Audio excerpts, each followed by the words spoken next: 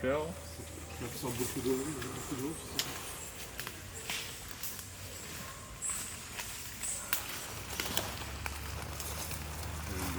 Là, là aussi, j'ai un ancien four à charbon qui est plus grand, donc plus haut.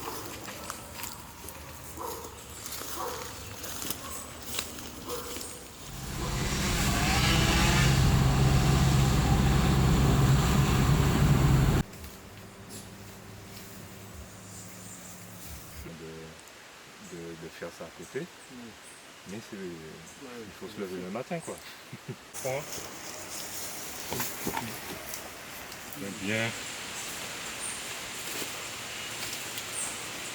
Je peux pas être présent comme je voudrais. Mais tu vois, c'est une parcelle qui fait non, ici.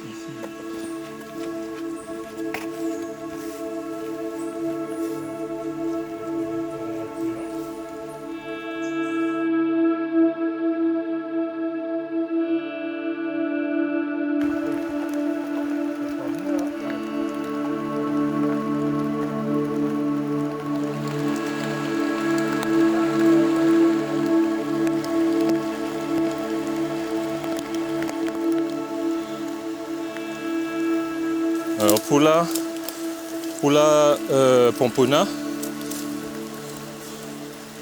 contrairement à la planifolia, on peut déposer directement au sol.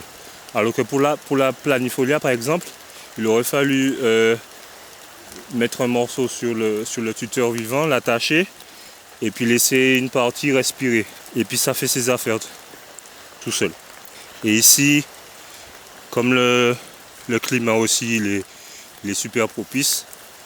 Donc voilà.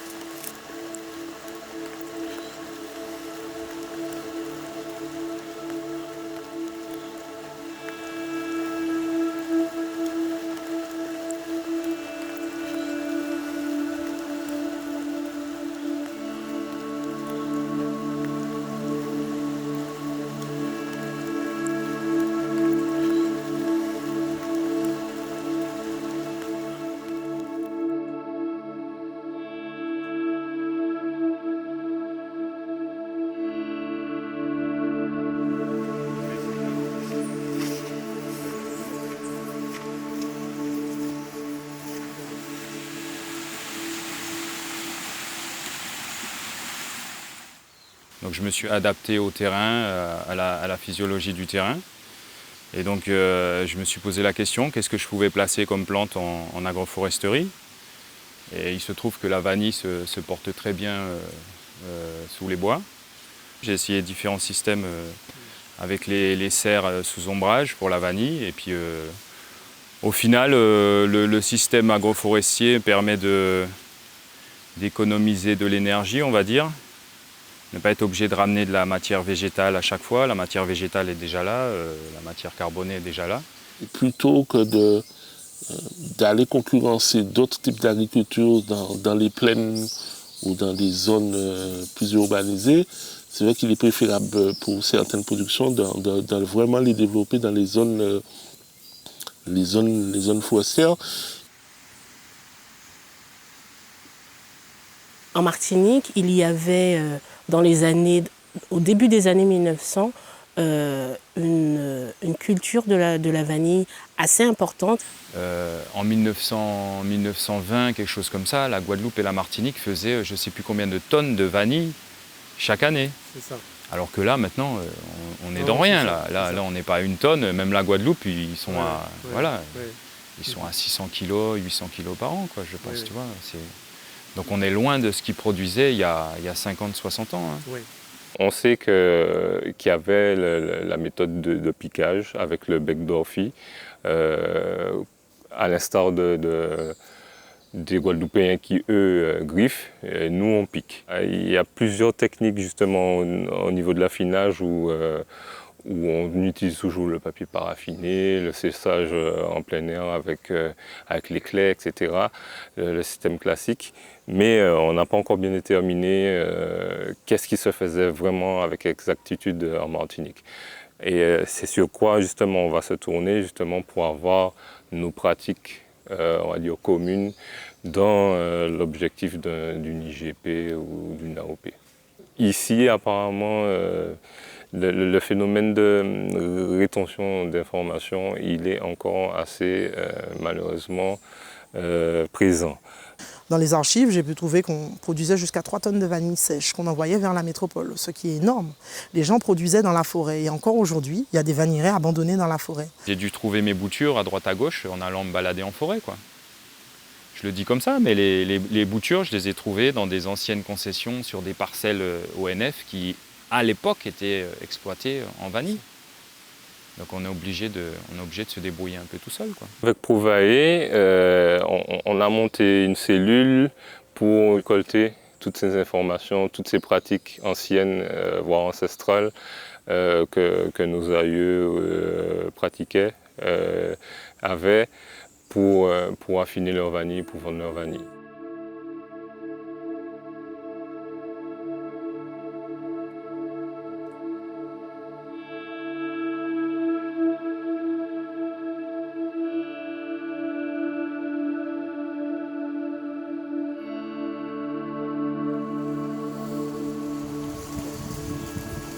Nous, à Prouvae, on a pris le parti de planter de la vanille, mais soit sur un principe d'agroforesterie, soit sur des cultures comme ça en semi-intensif. Semi-intensif qui veut dire que voilà, la vanille elle reproduit un petit peu les conditions de la forêt.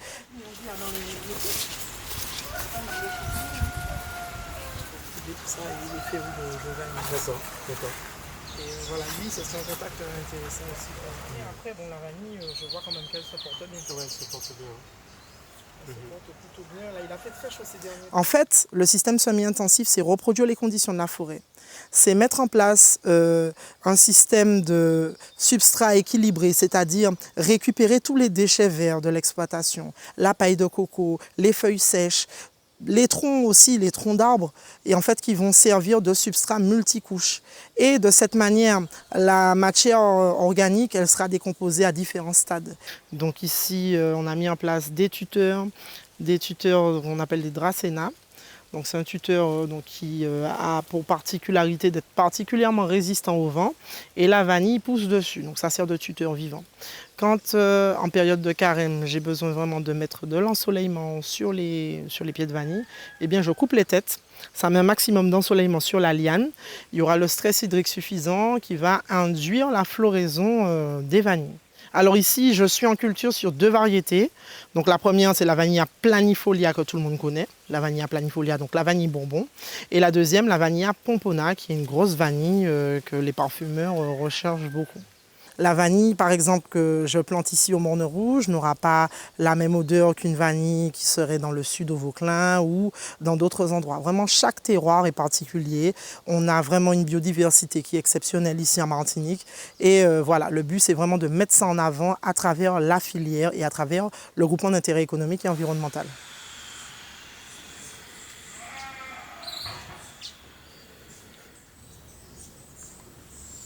Il y a quand même un potentiel intéressant dans la vanille, en ce sens que beaucoup de pays du monde font de la vanille, mais ils n'ont pas les saveurs que nous avons. Nous voulons surtout aller vers l'excellence. Donc, par exemple, ici, c'est une plantation de vanillon. Okay? Tout le monde ne peut pas faire du vanillon parce que c'est quand même une culture qui est difficile.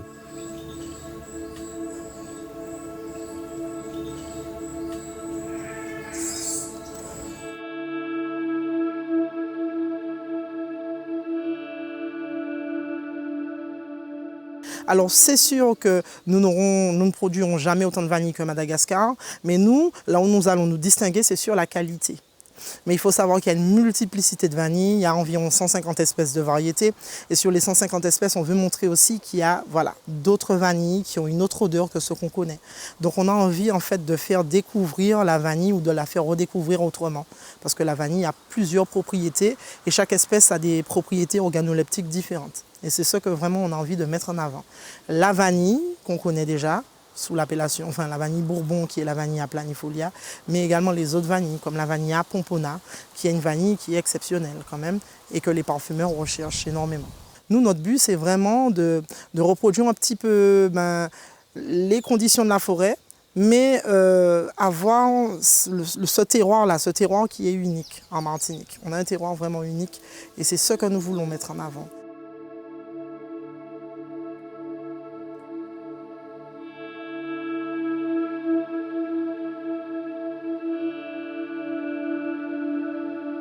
Là, je chouchoute ma vanille. Je suis pour l'instant, j'en ai de 400 pieds, 400 plants plantés.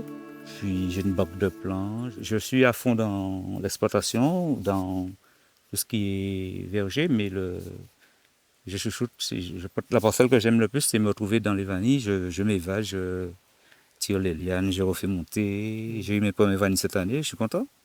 Enfin, le projet, c'est de faire une vanille premium, vanille haut de gamme.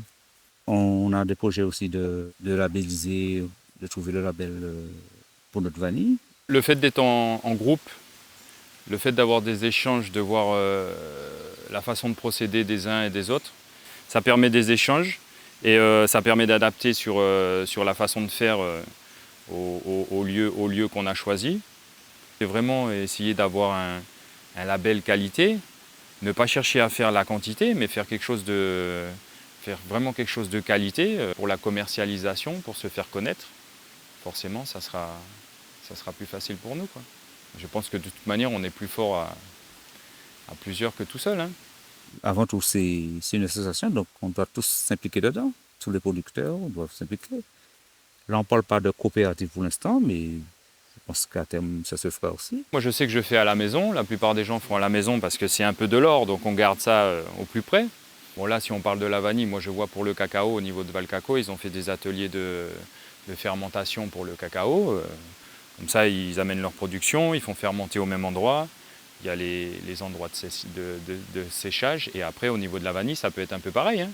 Pouvoir s'associer, collaborer avec d'autres agriculteurs qui plantent de la vanille en Guadeloupe par exemple, ou en Guyane, ou dans les îles françaises, c'est vraiment de montrer que la production de vanille française, c'est une production qui vraiment a su gagner ses lettres de noblesse sur la scène internationale.